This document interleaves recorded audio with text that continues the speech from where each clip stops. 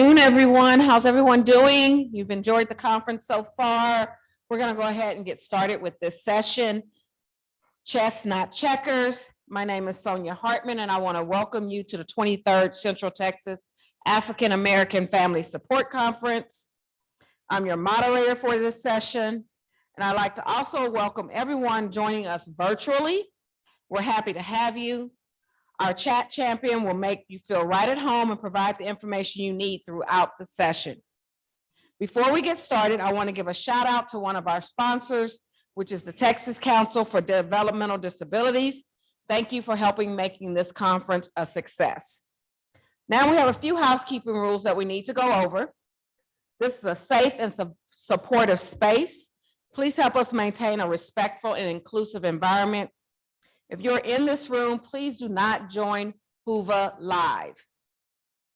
If you feel overwhelmed or need to talk to someone during the session, feel free to step out and take a break until you feel better, or check out our comfort suite, which is on this floor right next to room number 5. So if you go out the door to the right, all the way at the very end is our comfort suite if you feel the need to take advantage of that space. If you're registered for a CEU, you must sign in at the beginning of the session. Please sign into the session by scanning the QR code displayed as well, using your smartphone camera. If you are not able to use the QR code, use the sign-in sheet. The sign-in sheet is coming around, and then the QR codes are also on the back of the door. Finally, we have some great conference merchandise. Check out our website at ctaafsc.com/shop. Now, join me in welcoming our presenter, Taharka Sankara.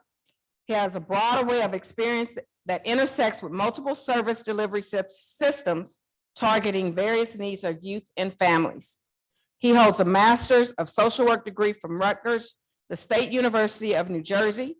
He is licensed in the state of New Jersey in the fields of clinical social work and clinical alcohol and drug counseling. In addition, he is certified as an anger management treatment provider and a trauma-focused cognitive behavioral therapist. As a clinical consultant and facilitator, he uses lived experience, education, and professional expertise to empower others. Using firsthand experience, he demonstrates how it can turn stumbling blocks into stepping stones. Welcome. The floor is yours.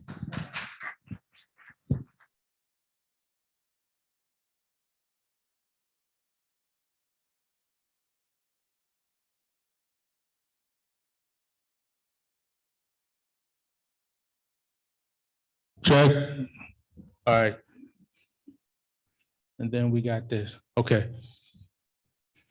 Stay on this side, just in case I move a little bit. So we're gonna go ahead and get started. I have a question for you. How many children do you think will be abused or neglected before the age of 18? What if I told you that number was 1 in 7?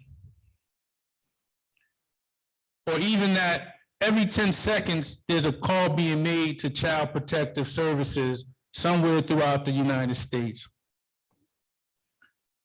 So what are some of the reasons for this such a staggering statistic? What would you say? Stressors? What type of stressors? Life, family, finances.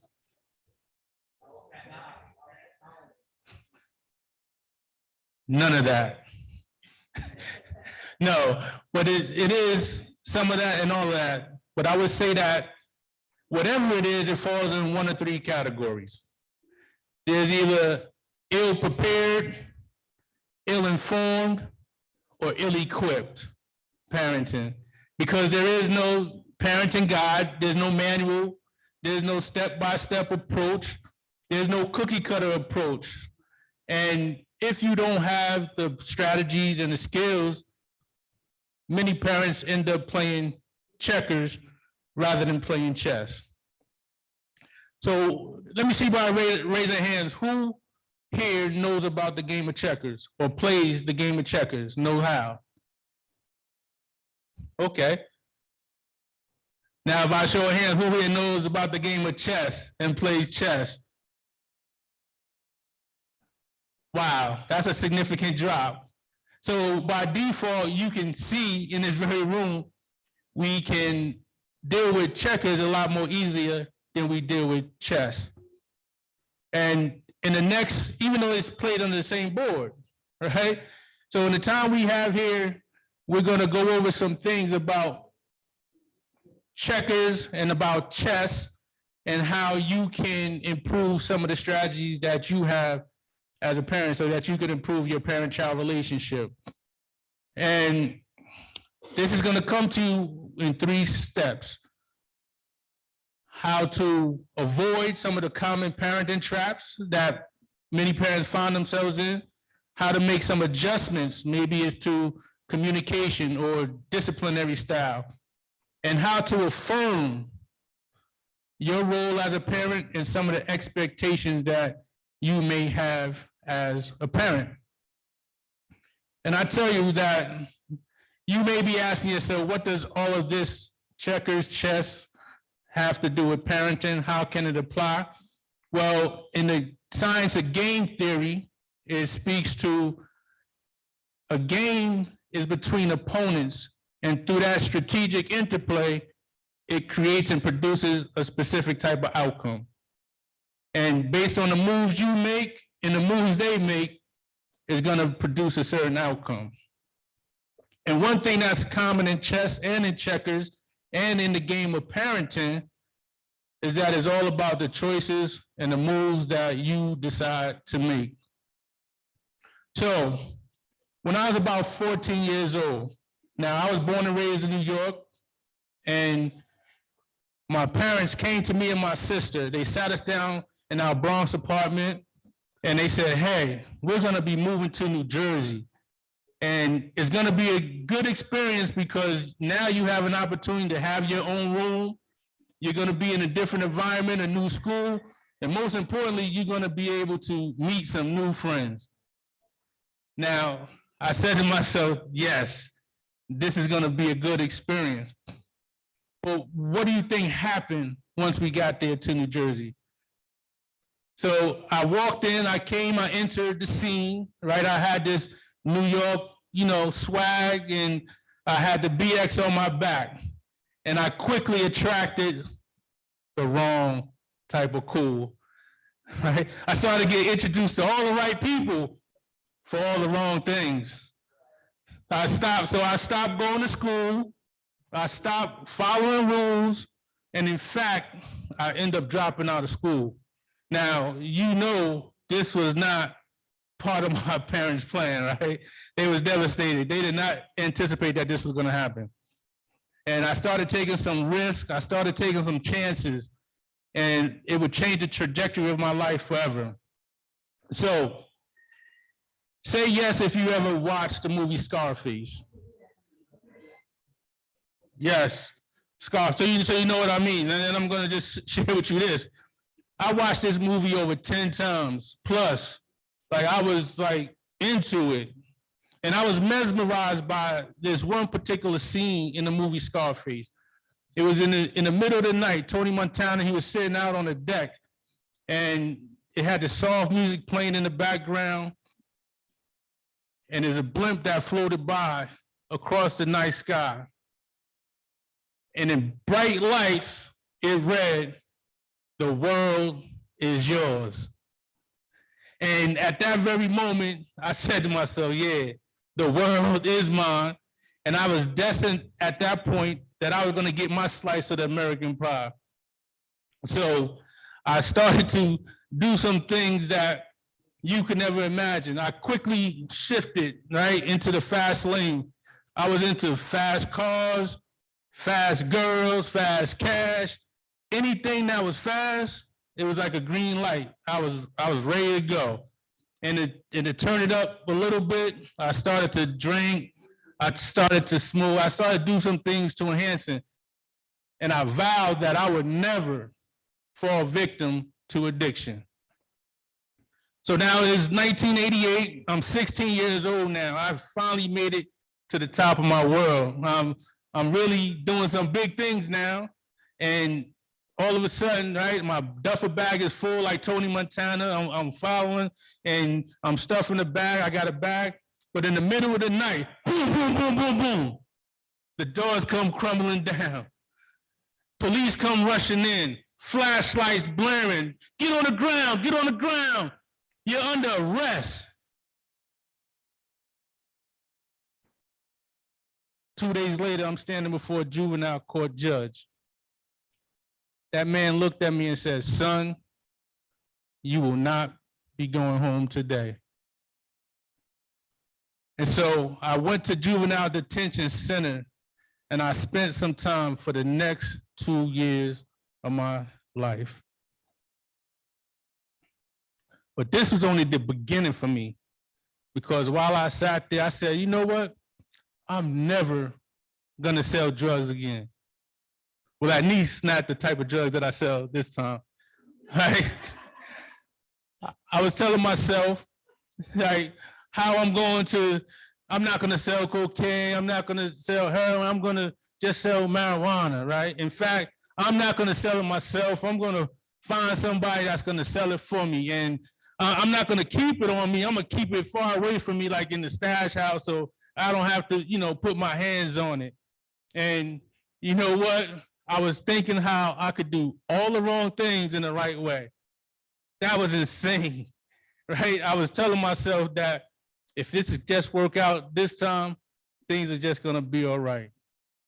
Have you ever found yourself in that type of thought trap, thinking that you could do the same thing and produce a different result? Yeah. And so for the next 15 years of my life, I cycled back and forth into different types of situations, into institutions, into jails. I even found myself homeless at times, wandering, like walking around, lost, trying to figure things out. I mean, it was a living nightmare, a train wreck waiting to happen. And in 1990, my brother from another mother, right, my best friend, we was doing some things and he got shot right before my face. And I'm looking down at him, blood gushing out all over the concrete.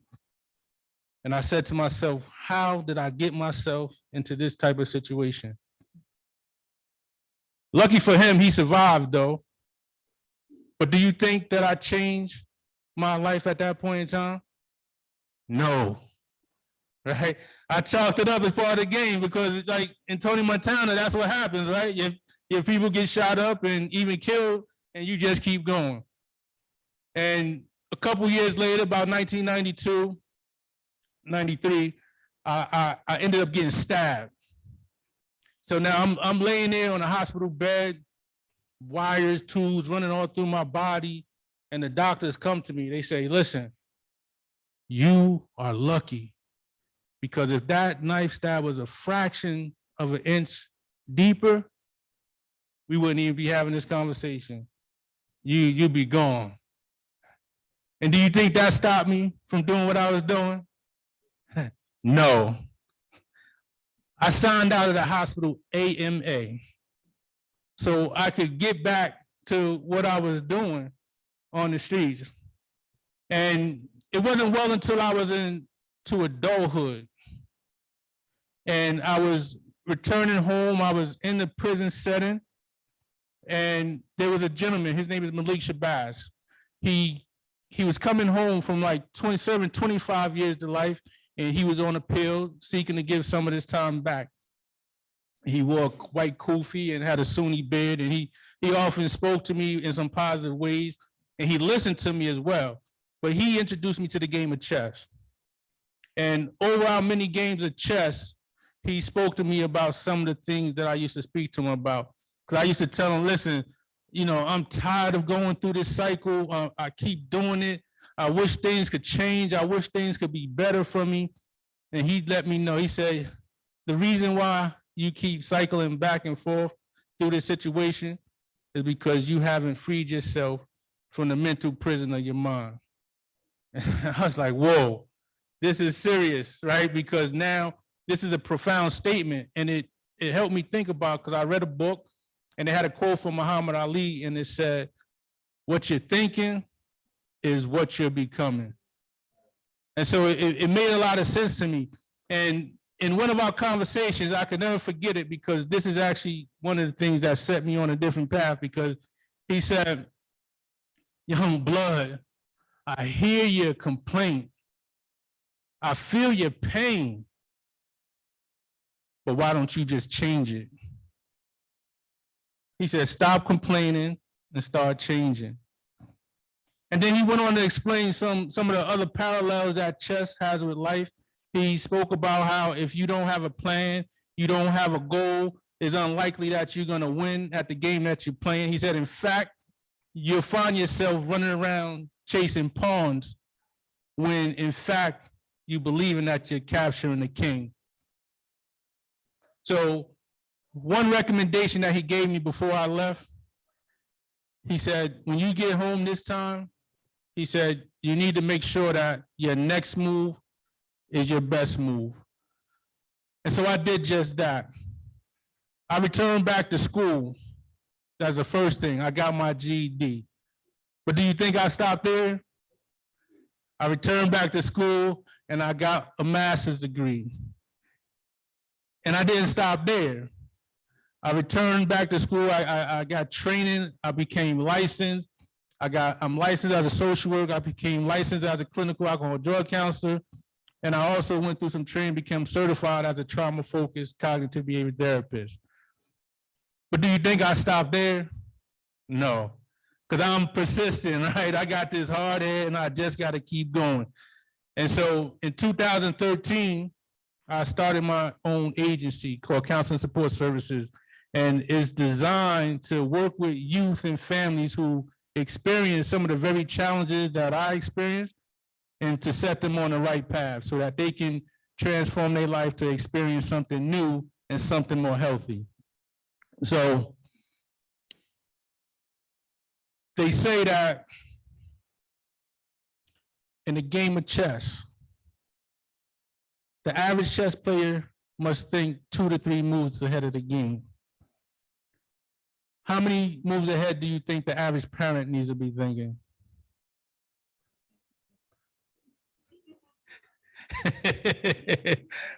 Right. That's right. Well, the best chess players begin with the end in mind. Right. And you probably asking yourself, how is this possible? Is like, there's so many pieces on the board, like there's so many squares, so many variations and combinations of things that could be done. And you know what? You're right. But if you begin with the end in mind, you can actually produce some of the results you want to produce. And Maurice Ashley, he's an International Chess Federation Grandmaster and author of the book called Chess for Success. And he introduces this concept called retrograde analysis. Now, what does retrograde analysis mean? What it means is that any difficult problem can be solved by working backwards. So when you think about a difficult problem, do you think raising children is a difficult job? It's not easy, right? It's not easy. But if you think about beginning with the end in mind, right? They say, like, if you want to win, you must begin with the end. Does that make sense to you? So let's say it, right? If you want to win, you must begin with the end. Now your turn. If you want to win, you must begin with the end. That's right. And so you want to be able to have a vision for your game as a parent. And the first question, there's 2 questions primarily that you may want to ask yourself. What type of child will make me proud? What type of character do I want them to have? What type of attitude do I need them to have? What type of behavior do I want them to demonstrate? Because these are some of the things that sometimes, if it's not plotted, it's not planned out, we end up producing something that we didn't really plan on producing, right? Because we really didn't have a plan at all.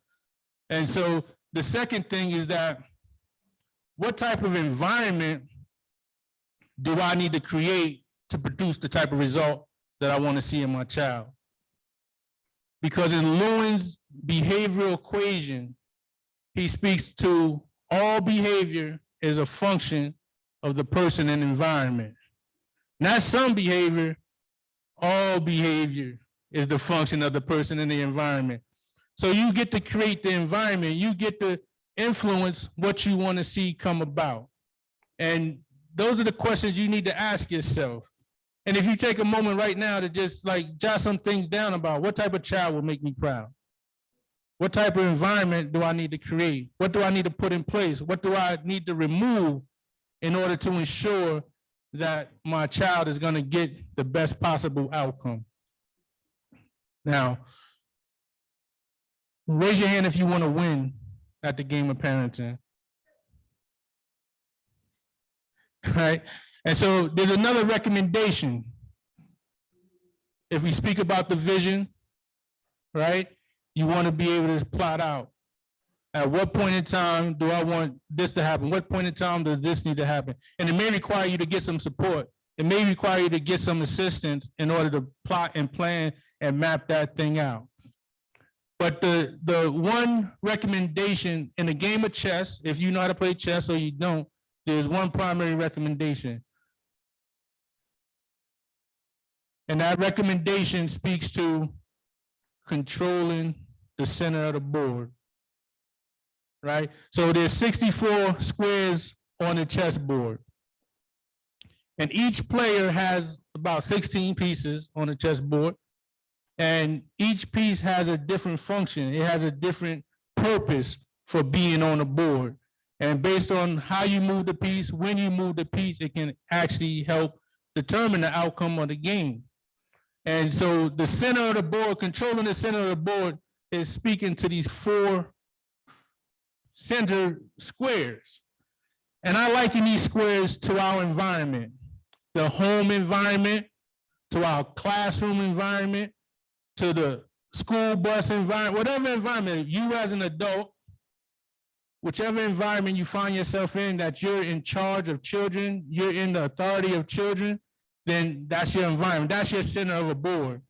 And so based on what goes on in the center in chess, if the more you control the center, the better the outcome you have in winning the game. And just like our home, if you control your home, you set up some parameters, you set up some boundaries, you set up some rules, some discipline, you have a better chance of producing the win that you're looking for as a parent. So when you go home this evening or sometime today, ask yourself those 2 questions. Again, what type of child will make me proud? What type of environment do I need to create? And this is how you're going to avoid some of the traps that you find yourself in, or you may find yourself in.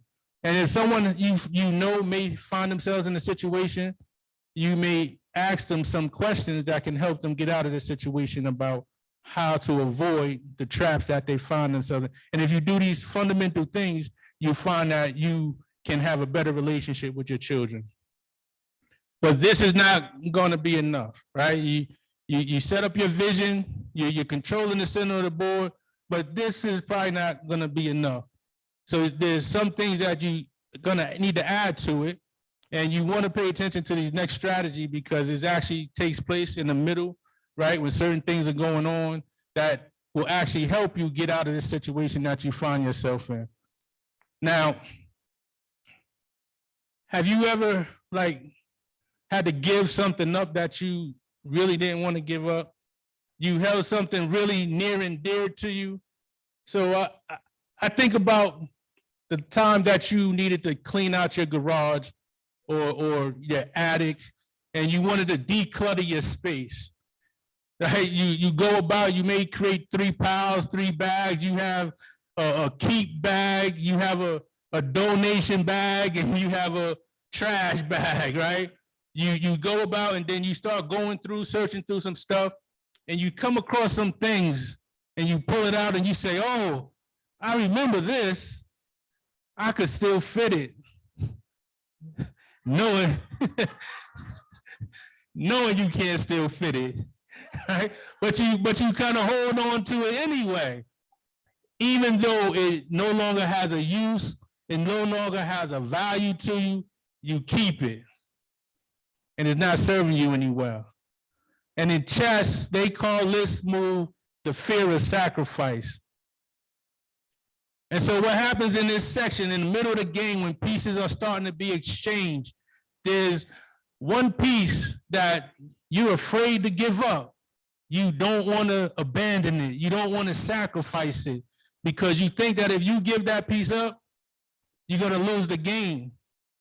But in fact, that piece is the very piece you must give up in order to win the game. And this is what Sonia found herself in. This was her dilemma. Now, Sonia was about 40 years old, a single mom. She was raising her child, Jamal. He's about 12 years old. She's going through certain challenges in school with him. And, you know, he's getting suspended. You know, his grades are dropping. And she's getting fed up because he's tried everything. She put him on restriction, punishment. She's yelled at him. She's cursed at him. She screamed at him. She slapped him. She took his electronics. Think about it. Whatever you think about, she did it. And she just was like, this boy is not listening to me. And one day she came to me, she said, I'm done. This boy is finished. And she was even contemplating signing over her parental rights because she was just felt that she could not do anything with him. And I told her, hold up, you don't have to do that. There's something you can do that could change the direction in the relationship that is going. I said, just give yourself some time, give it a chance. And there's some things that you can probably work on to assist him while assisting yourself in the same way. But she's like, no, I'm fed up. She was like at her wit's end. You know, she's missing days of work, right? She's feeling depressed. She's feeling guilty. And she just wants to give up. And she went on to continue to say, like, my parents didn't tolerate this. And if I allow him to keep doing what he's doing, he's going to be running my house. And I'm not going to let that happen. And she was suffering from what I call the stubborn parent syndrome, right? The stubborn parent syndrome, when you as a parent think that what you're doing is the right way, the only way, and nothing else matters. And as parents, sometimes you can think that there's nothing for you to adjust, right? And parents never really think about like what their idea of parenting is. Where did it come from?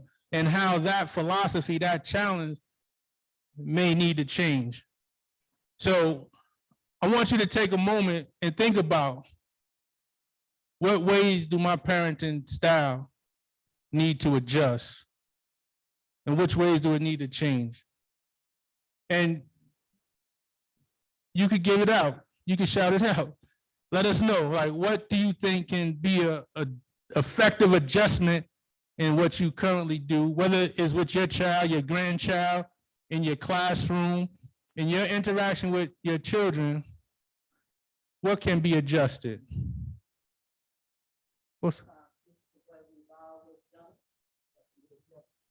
Mm-hmm. That's right. Generation, the way we communicate. Anything else? Being able to listen a little more.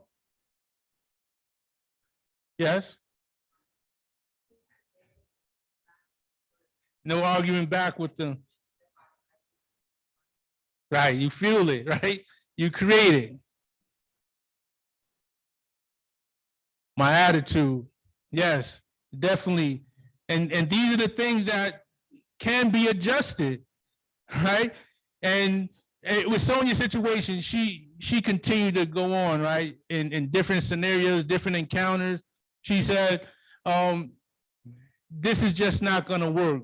if he just get his act together, then everything will just be all right. And you should have been there with us. It was a parenting seminar, something similar to this, but you know, it was different context and component, different things we're going over.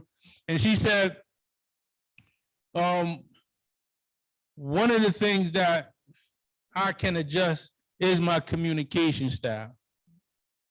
And it was like a bright light went off in her head.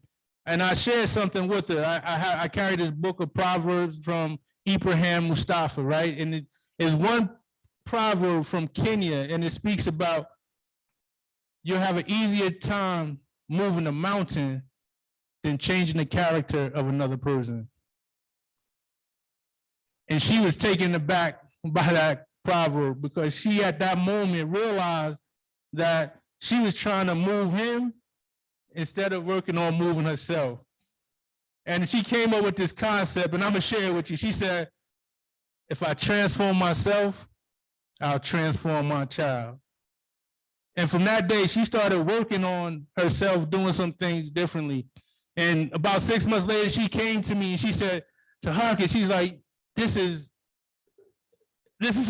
I can't even get the word for it, but she was like, this is something that I never would imagine happening in my child relationship. She said, he's going to school or more consistently now. He's not talking back as much. You know, me and him are actually communicating in a different type of way. And you and I both know that this is not always the case in that type of situation with parent and child. But what do you think made the difference for Sonia? She was able to identify what she could start working on within herself that will eventually transform the nature of her child and the relationship that she has with him, right? And so when you get home, when you think about, write it down.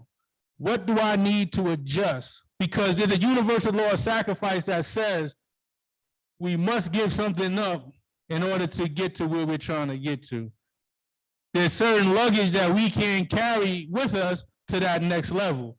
So we have to abandon some things. And oftentimes that which we need to abandon is what we actually need to get us to that next level, because it gives us the advantage, it gives us the benefit. And so now you have what we're speaking about, how to avoid, right? How to avoid some common traps, right? Beginning with the end in mind, having some type of vision for yourself. And now you see how there can be some adjustments that can be made. You could do some things a little differently. You can see things from a new perspective, right? How do you shift? But again, you want to pay attention to what we speak about next, because this is like the glue that's going to make everything stick. Like the icing on a cake. It's like the ice cream with the cherry on top. And to top it off, you're not going to only benefit in your parent-child relationship. It's going to assist you in any relationship that you find yourself in. So we're going to look at the value of some of these pieces. So again, we have different pieces, and each piece of the board has a point value attached to it. So now the king is the objective of the game. So once you capture the king, you win the game, right? So it doesn't have a point value attached to it. The queen is the piece that has the highest point value attached to it, and that's 9 points. And then each player has two bishops, two knights, two rooks. The bishop is worth 3 points. The knight is worth 3 points. And the rook is worth 5 points. And then each player has 8 pawns. And the pawn is worth 1 point. So in fact, the pawn has the least value in the game of chess. But the most phenomenal thing is about this game of chess is that the pawn can often be the determining factor who wins the game. Because if your pawn is able to make it through and last throughout the game, through all the struggle, through all the challenge, through all the battle, it can actually advance to the other side and become any one of these other pieces. So he gets to develop. And I liken this pawn to children, because oftentimes we find ourselves with our children and we may not listen to them in our communication, right? Because they're only children, they don't know. But sometimes children know best. Or we may think that we just know it all, right, as a parent, or because I'm the authority, I'm the adult in the situation, you just really don't hear them out.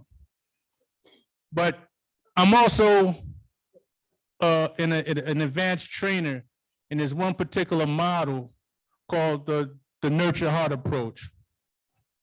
And in this particular model, it speaks about inner wealth building. And what it is speaking about is that in each and every one of us and each and every one of our children, there's a seed of greatness that exists. The only thing that needs to happen is that we have to nourish it and bring it out. But how do we actually do that?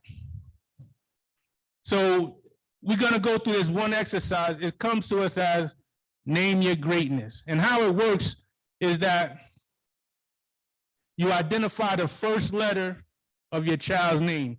But we're going to use your name for this particular exercise since you're the one that's here, and then you could transfer it. Name your greatness. So use the first letter of their first name, and you identify what positive characteristics, what positive traits, either that you see, and you know how we see those things inside them that they don't yet see in themselves. And we speak about bringing it into existence, right? Talking it and saying it and affirming those qualities so they actually start to live them out. And so I'll give you an example. In my house, I'm known as Tenacious Taharka because I hold on, I'm persistent, as you see through my story. I'm very persistent and I keep going. And my son, his name is Brave Bakari.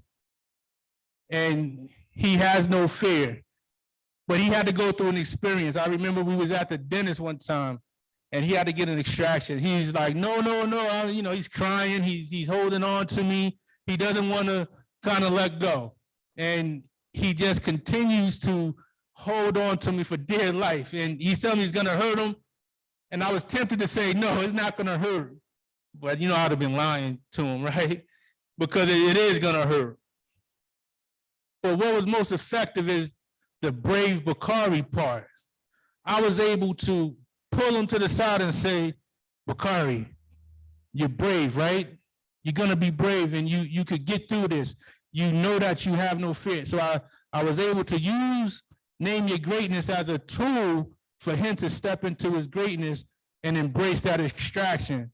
And when he was all done, he was like, I'm brave, right? I'm brave. And he couldn't wait to get home and start spreading the news of his bravery.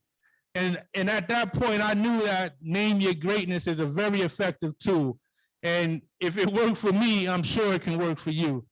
So we're going to take a few hands and we're going to try this thing out.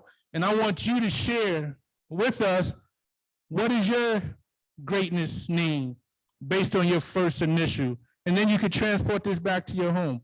So let's be brave like Bakari and let us know what's your name, what's your greatness trait. Come on. Yes.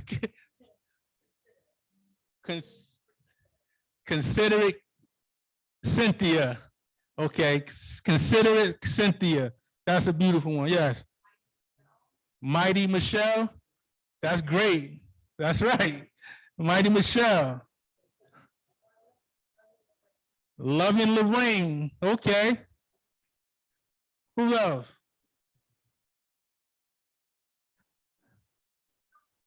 Amiable Amy, that's great. Okay, come on, don't be shy, yes. Sympathetic Shanna, that's right. Sincerity Sandra, okay, let's go. Strong Stephanie. And these are all great. And you can even extend this activity with your children, right? Because we all have multiple letters of our name. And this is how you build an arsenal, a toolbox. So each letter of their name, you could actually identify a positive trait that's associated with that. Because it's something I heard. They said the power of life and death exists in the tongue. So you could either speak greatness into your children, or you could speak mediocrity into your children. And sometimes you could do that without even knowing it, like the mediocrity part, right? You're not really paying attention, but you're speaking some things, some doubt, some powerlessness, some unworthiness stuff. But if you're intentional and name your greatness and name their greatness, you can actually produce something in them that's very powerful. And with that, you don't want to underestimate the power of the pawn, right?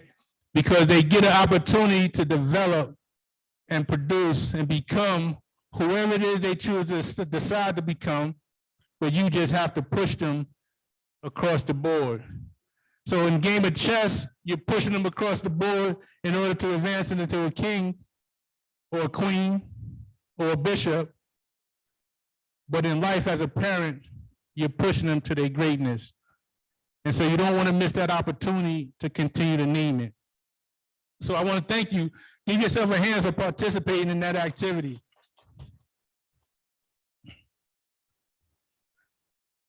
But before we close out, I want to open it up. I want to give an opportunity for any questions, for any comments, for any concerns, just some feedback. And then we're going to turn it over to Sonia so she could give you some final to-dos. And then I'm going to come back and then we're going to just close out and wrap this thing up. Yes. Give you the mic. You have to speak to the mic for the people online. Sorry. How was your parents present in your life? Like as you got through all that in high school? As I was going through my experience Yeah. with my parents, they were kind of distant, I would say. Because I was doing some things that they had some morals, they had some values that they did not want to be a part of. And so they started distancing themselves. And I had to make some adjustments. I had to make some changes with myself in order for them to come back. And I'm proud to say, I'm happy to say at this point, I have both my parents, fortunately they still living, and they get an opportunity to see like what I've become and how I've transformed my life for the better. So thank you for that. Any questions right here up front?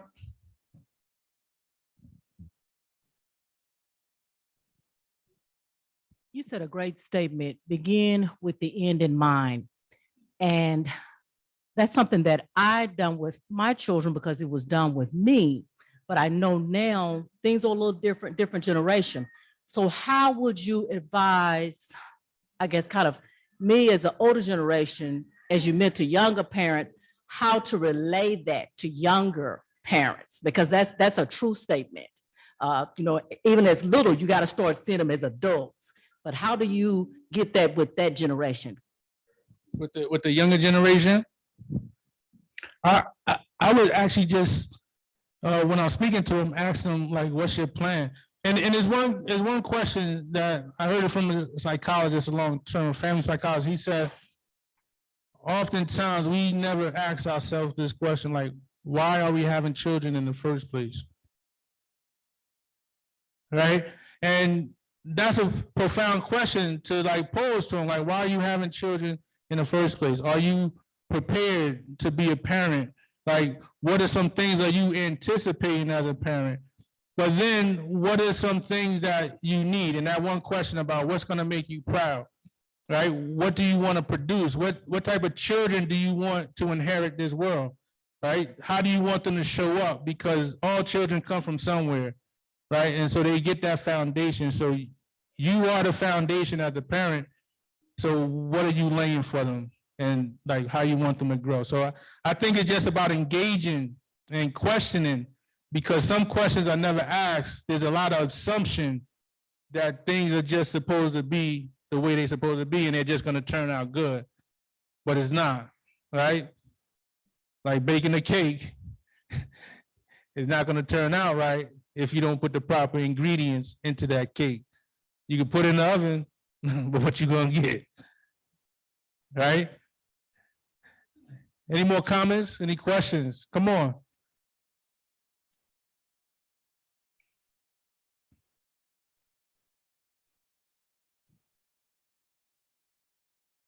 I want to make a statement and then if I can ask you a question. So first, I just want to say thank you for your story, because what happens is we don't often hear in and out, the system and in and out of prison, drugs and things of that nature. And then to come back and say master's degree and helping and supporting, right? We don't hear those stories often. So first, I just want to say thank you.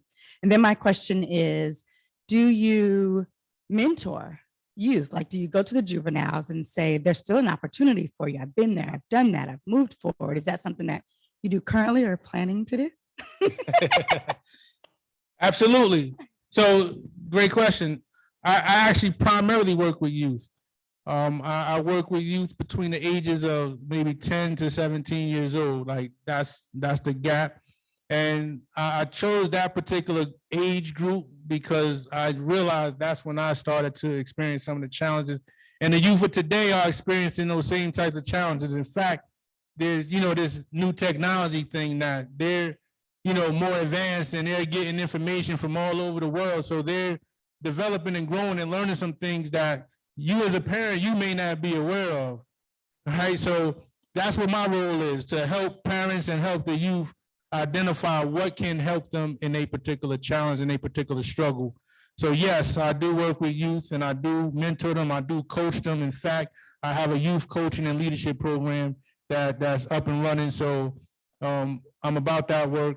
So yes, I am gonna help them so that they can reach their next level.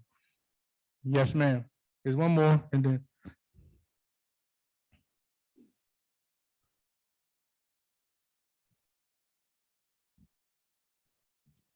I just want to ask, like, do you have online groups or stuff like that? Like, once you leave, like, can we get your contact information or other besides here, like that we can further follow or, anything Yes. that you do? Yes. Okay. That's a great question. In fact, right, for everyone here, you have a gift waiting for you, right? So if you go to counseling-support-services.com, there's a tab that says resources. And there's downloadable items you could get, but there's a free download, like just a gift for you. You could download it. It's called 6 Critical Strategies. It's a transformational self-help workbook. And that's something you can download today. So it's counseling-support-services.com, and it's the resource tab. And you'll find some items, you'll find it'll pop up and you just put your information in. And yes, I do provide online virtual groups. So tap in, get your email information in there so you can be informed and updated when new things are coming out so that you could be a participant. Yes. Those groups are for parents, and I'm doing some things for youth, like primarily with the anger management. I work with youth, but then state by state credentialing regulations and stuff may come into play. So we could talk over. You can always have a further conversation to see how we can do that and how I can support you with anything that you're doing. Anything else? Yes, right here. I just want to ask, are there any tools that you've used specifically for yourself to do the things, I guess, to develop discipline to do the things that you've been sharing with everyone? Like my personal life? Or what's helped some of the clients that you've helped? One of the things that has helped, I guess, with parents, right? One tool, I actually get this tool from Dan Sullivan, and it speaks to connect before you direct. Connect before you direct. And this is very valuable because oftentimes as parents, you can become disconnected. And then you're trying to tell your child what to do, how to do it, when to do it, and they're not listening to you. They can't hear you because you haven't connected with them. And so I would say that's just one tool that actually helps. and, you know, to motivate and encourage parents to connect. Get back to some of those fundamental things like having meals together, right? Putting the cell phone and electronics away and connect, right? So you got to disconnect from that technology and then connect with who's with you right in person. And so if you do that, you have a better opportunity at directing their steps and directing their path. So that's one valuable tool that'll be helpful. And so we're going to wrap it up. I'll be here for a little bit afterwards and we can continue this discussion. But Sonia has some things she wants to share. And then I'm going to close this out with some final words. Okay, I just want to make sure everybody was able to either utilize the QR code or have signed in for their CEUs. If you need CEUs, make sure you've done that. There's a sign-in sheet in the back of the QR codes are also on the back of the door. Please remember to complete the session evaluation and then also go online and complete the survey for your chance to enter and win a gift card. We do want to thank our speaker, Mr. Taharka, in providing all this valuable information. I don't know much about much about chess, but I learned some stuff. I took a lot of great notes as a single parent of a young male. And in this time and age, I'm going to have to do that disconnect and connect a little bit better. I was doing some self-evaluation while you were talking on my own parenting styles and connecting with this young man of mine. So I want to thank you for that. We thank you for bringing this information to us here at the Central Texas African American Family Support Conference. Welcome. You're welcome. But before we close, thank you. I just want to make sure that we have the fundamentals, right? The 3 A's of parenting, right? You want to avoid some of the common traps, right? You want to set yourself up, begin with the end in mind, have a vision for what you want to see in your child, what the results you want to have. How are you going to control that center of the board? How you control your environment? How do you set them up for success? Adjustment. What do you get to adjust? Ask yourself that question continuously. How do I adjust, right? Because we're growing up in a different world today, and some things that apply yesterday will not apply today. So we always have to be adjusting, always maneuvering. And that's what happens on the chessboard. You're adjusting, you're remaneuvering, you're repositioning yourself to give you the advantage of how to win the game of parenting. And lastly, we looked at how do you affirm their greatness? What are some things that you speak into them each and every day? Because that tool actually works. Daily affirmations can work and support you on your journey because you could call it into play at any given time. Are you being brave? Are you being strong? Are you being mighty?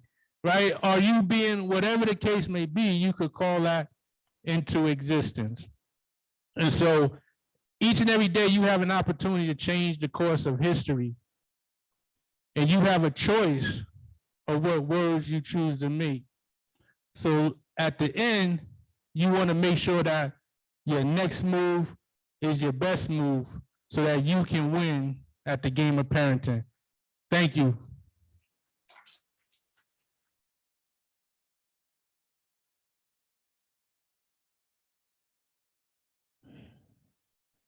One last thing. If you can, I need 3, 4 brave people.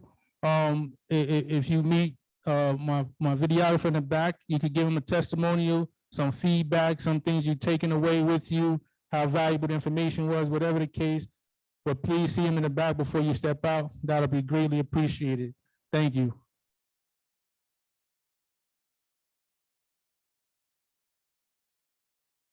Session.